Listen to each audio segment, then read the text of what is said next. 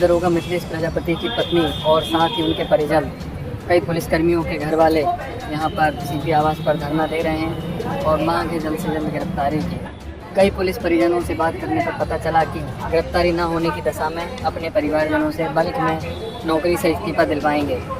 नाम न बताने की शर्त पे कई पुलिस वालों ने बताया कि उच्चाधिकारियों को सिर्फ अपनी कुर्सी की पड़ी है। अगर 20-30 पुलिस वाले आज भी गए होते तब भी इन्हें कोई फर्क नहीं पड़ता। साथ ही साथ मिथिलेश जी के परिवार ने यह भी बताया कि 40 मिनट तक एक दरोगा कमरे में बंद होकर गुहार लगाता रहा।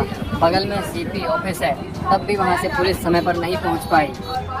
ये सरकार की असफलता ही मानी जाएगी कि न्याय के मंदिर में जो व्यक्ति अपने सरकारी काम से आया था उसे वहां घेर कर 40-50 मिनट तक दौड़ा कर मारा जाता है और उसके बाद भी अब तक कोई कानूनी कार्रवाई नहीं होती है। पुलिस वालों के बीच तो ये भी बातें चल रही हैं कि गिरफ्तारी के लिए कमिश्नर मोहित अग्रवाल ने मना किया है। पीड़ित दरोगा मिथिलेश प्रजापति की पत्नी और साथ ही उनके परिजन, कई पुलिसकर्मियों के घर वाले यहाँ पर सीपी आवास पर धरना दे रहे हैं और मांग है जल्द से जल्द गिरफ्तारी की। कई पुलिस परिजनों से बात करने पर पता चला कि गिरफ्तारी न होने की दशा में अपने परिवारजनों से बल्क में नौकरी से इस्तीफा दिलवाएंगे। नाम न बताने की शर्त पे कई पुलिस वालों ने बताया कि उच्चाधिकारियों को सिर्फ अपनी कुर्सी की पड़ी है। अगर 20-30 पुलिस वाले आज भी गए होते तब भी इन्हें कोई फर्क नहीं पड़ता। साथ ही साथ मिथिलेश जी के परिवार ने यह भी बताया कि 40 मिनट तक एक दरोगा कमरे में बंद होकर गुहार लगाता रहा। बगल में सीपी ऑफिस है, तब भी वहां से पुलिस समय पर नहीं पहुंच पाई।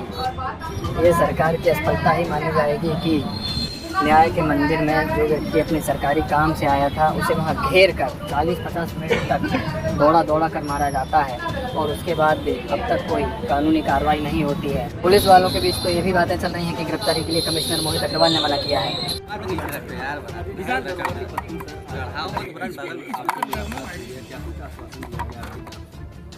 देखिए, परसों जो एक दुर्भाग्यपूर्ण घटना कचहरी में हुई उसमें हमारे एक एसआई गंभीर रूप से घायल हो गए।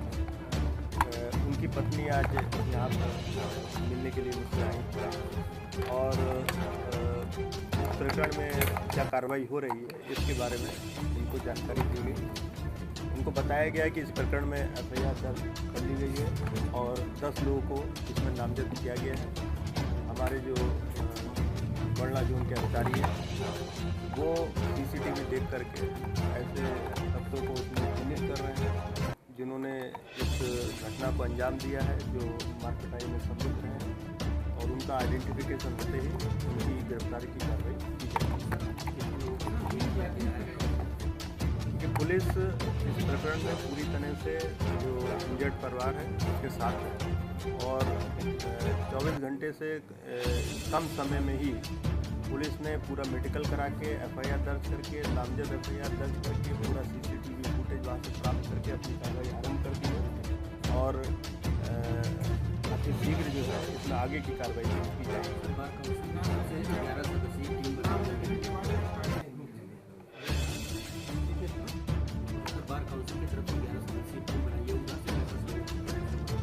देखिए, बार काउंसिल से मेरी कल भी वार्ता हुई थी, आज भी वार्ता हुई है। उनके द्वारा 11 सदस्यीय जो टीम बनाई गई है उनके द्वारा भी यही आश्वासन दिया गया है कि टीम ऐसे तत्वों को चिन्हित करने में पुलिस का सहयोग करेगी जो लोग मारने में सम्मिलित रहे हैं और वो लोग भी चाहते हैं कि ऐसे तत्वों के खिलाफ कार्रवाई।